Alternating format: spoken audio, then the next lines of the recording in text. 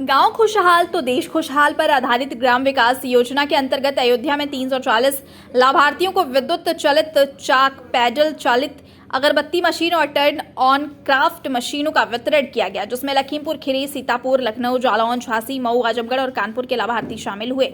उपकरणों का वितरण केंद्रीय सूक्ष्म, लघु एवं मध्यम उद्यम राज्य मंत्री भानु प्रताप सिंह वर्मा और ग्रामोद्योग आयोग के अध्यक्ष मनोज कुमार ने संयुक्त रूप से किया।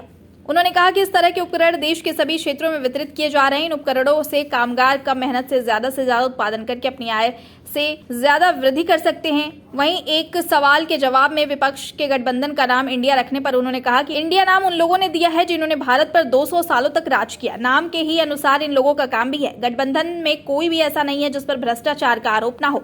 भ्रष्टाचारी एक होकर देश में चल रही स्वावलंबी और जनता के बाद किसानों के लिए कार्य करने वाली सरकार को हटाना चाहते हैं। लेकिन साल 2024 में प्रधानमंत्री नरेंद्र मोदी के नेतृत्व में फिर एनडीए की सरकार केंद्र में बनेगी।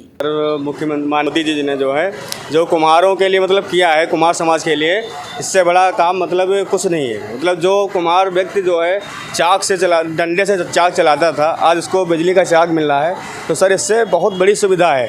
अगर 200 का काम करता था तो पब्लिक कम से कम 400 का काम करेगी। मुख्यमंत्री जी ने जो किया है, मोदी जी ने हमारे बहुत ही अच्छा काम किया है। इतना हमारा समाज इतना खुश है उनके काम से। बहुत सी जितनी भी तारीफ़ करी उतनी कम है। सर, इससे पहले हम अपने परंपरागत चाक से ही काम करते थे, जो काफ़ी मेहनत वाला काम था। और जब ये हमें व्हील मिल गया है तो इससे हम लोगों का काम बहुत आसान हो गया है। और अपने योगी आदित्यनाथ जी को मैं धन्यवाद कहना चाहूँगा कि जो हम प्रजापत समाज के लिए ये व्हील के लिए सोचा। ये तो इतना लाभकारी है, जैसे कि अभी जानते हैं कि पहले हाथ से हम लोग 2.5 से 3 कुंटल की चाक पत्थर जो चलाते, जो आदिमानव काल से चला आ रहा था, और आज हम 21वीं सदी में जी रहे हैं और इस तरह का चाक मिल गया। बताइए, बिल्कुल एक बटन दबाइए और चालू हो गया। और इस चाक में खास बात ये भी है कि इसकी स्पीड में कंट्रोलिंग सिस्टम है। हम चाहे तो स्पीड बढ़ा के काम कर सकते हैं और चाहे तो स्लो करके काम कर सकते हैं। ये बहुत ही एक टेक्नोलॉजी में एक प्लस पॉइंट है पार्टी के क्षेत्र में। ये बहुत ही अच्छा है। हमारा जो एमएसएमई मंत्रालय है, उसी का अंतर्गत ये खादी ग्रामोद्योग आयोग है। उसके अध्यक्ष आदरणीय मनोज कुमार जी हैं। और ग्रामोद्योग विकास की योजना के अंतर्गत ये सारे जो सामान दिए जा रहे हैं, उसी योजना के अंतर्गत ये सारे सामानों को आज वितरित किया जा रहा है, जिसमें टूल किट है। और हमारा टूल किट के साथ साथ में जो इलेक्ट्रिक चाक है और सारी मशीनें दी जा रही है। क्राफ्ट का काम करने वाले लोगों को दिया जा रहा है, जिससे वो कम मेहनत से कम समय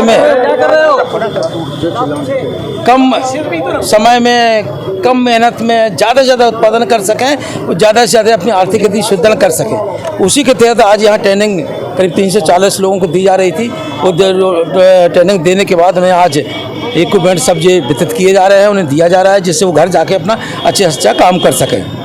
कितने की योजनाएं केंद्र सरकार की इन उद्योगों के विकास के लिए लागू की गई है देश में? तो उसके लिए तो आए दिन, जैसे आज यह कार्यक्रम हो गया, 340 लोगों को दिया गया। इसके बाद में अपने और बनारस तरफ भी चले जाएंगे, वहाँ भी इसी तरीके से देंगे।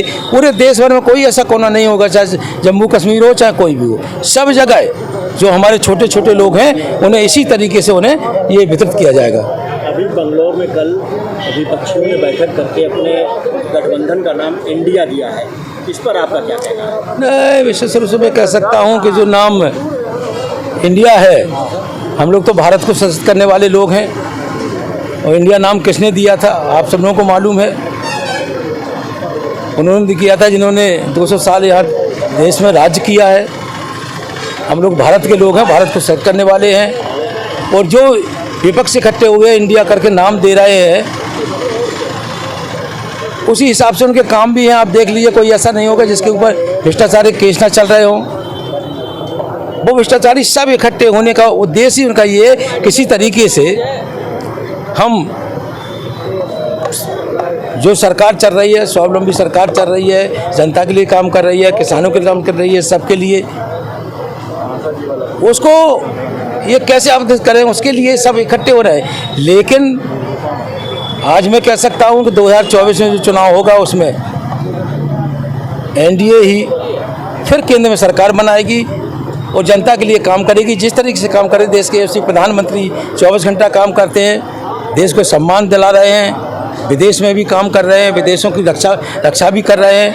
और आपने यहाँ एनडीआरएफ की टीम देख कि आप लोगों ने देखा तुर्की जैसे देश को, उन्होंने एनडीआरएफ की टीम देखा, उन्हें जो उनके यहाँ जो इतना बड़ी तबाही हुई थी उसमें बचाने का काम देश के यशस्वी प्रधानमंत्री ने किया।